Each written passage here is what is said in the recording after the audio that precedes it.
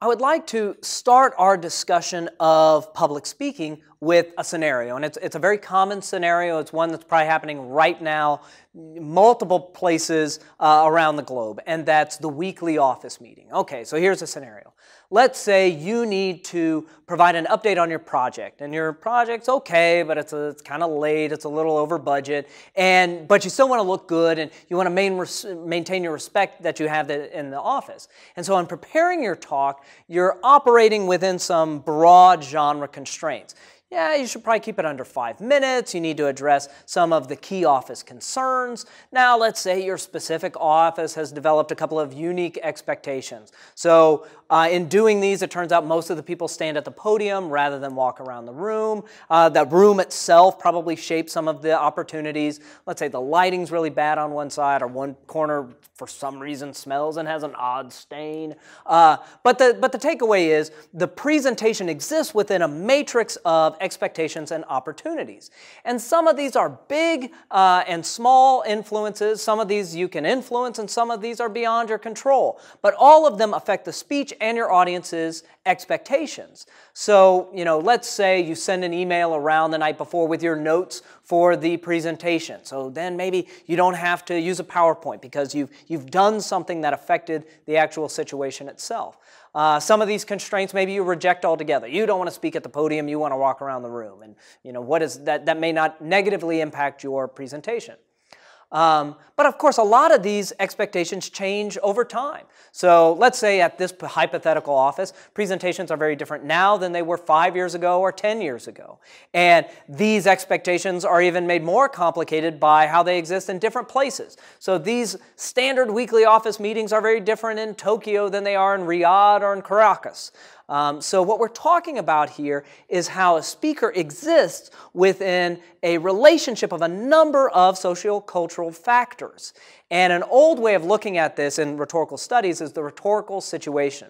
So we talk about what are some of those constraints on the speaker and on the speech. Well, certainly there's the topic. Right? What can be said or should be said about that particular topic, that speech topic. The specific audience, what are their expectations for that type of presentation? The occasion itself, that very norm of a business office meeting. The setting, what's the room set up like? The speaker's credibility. So let's say, for example, you kind of got caught in a exaggeration last time you spoke. And so now you kind of got to negotiate that. People are expecting that. So that's an expectation about you that you need to work with or against. And all of these factors, topic, setting, audience, all of these are shifting and flexible. Some you can bend, some you can break, some you simply must adapt to. So why go into all of this? For this very simple reason, and it's something I expect you already know, but it bears repeating.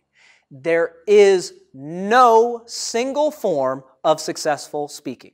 There is no single form of successful speaking. There's no Esperanto of public speaking, something that holds across all cultures. It doesn't exist. So in the design of this class, this Introduction to Public Speaking class, we have to make decisions about what to focus on. So I can't simply teach to the one form of speech that works across all genres, for all speakers and all cultures across all time.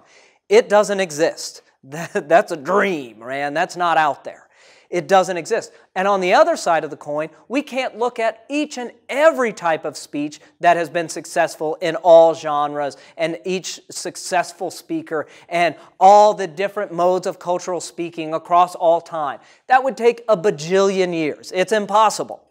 So what we're going to be doing in this class, and the reason I start with this is to get us all on the same page, is we're going to be looking at skills rather than genres. We're going to be looking at skills that you can adapt to the speaking situations that you find yourself in.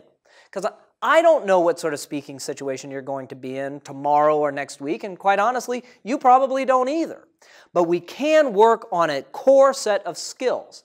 And in that way, the goal of this class isn't for you to just do a good speech. It is for you to become a good speaker.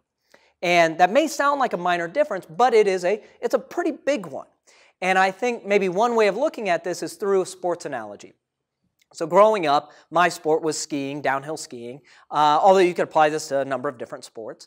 So in skiing, you had to have a set of core skills. You had to have muscle memory, you had to have strength in your legs, you had to have experience with navigating these two sticks on snow.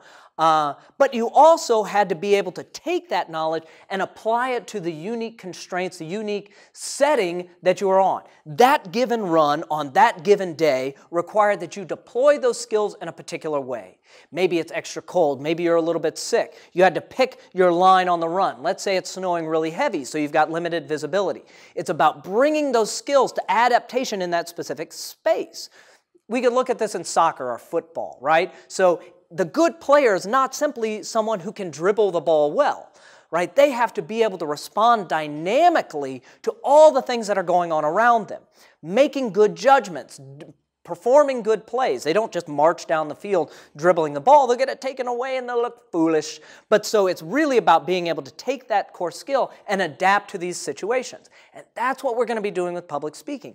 Looking at a couple of key skills, but then saying, you need to develop the capacity, the judgment to adapt these skills to the speech situation that you're in. So what then are these core skills? Well, very briefly, and we'll go into these in depth in the next lecture, but very briefly, these key skills are designing clear presentations and delivering them in an engaging way. So where would these core skills be useful? Well, I would say probably most places, most speeches. These are certainly going to be useful skills in business presentations, our class presentations, our briefings, our fundraising speeches, our awareness campaigns, where you have to be clear about either information or persuasion, where you have to be on point, you have to be concise. Now, these core skills may not be as useful in eulogies, right? That's a different thing. That's a different, clarity is not perhaps the most important thing there. It's recognizing the emotionality of the space. And if you even think about it, eulogies are so culturally specific, right? They're embedded in the context of the region and the religion and all these issues. So, eulogies are a separate genre, but these core skills are very usable in a number of different settings. So we're going to look at these skills, and I'll speak more to this week, but I'm emerging to this from a specific Western rhetorical tradition. And the idea is these skills, you take what is useful so that you might succeed in that next speaking situation. Because there are no hard and fast rules about public speaking apart from be honest and do what works. So I want our discussion of these key skills to blossom into a global exchange about what works in different cultures in our online discussion forums and other online spaces. So that's kind of this overview in the speaking situations. In the next lecture, we'll talk about what speeches and which speech assignments and speech skills you'll be working on specifically in this class.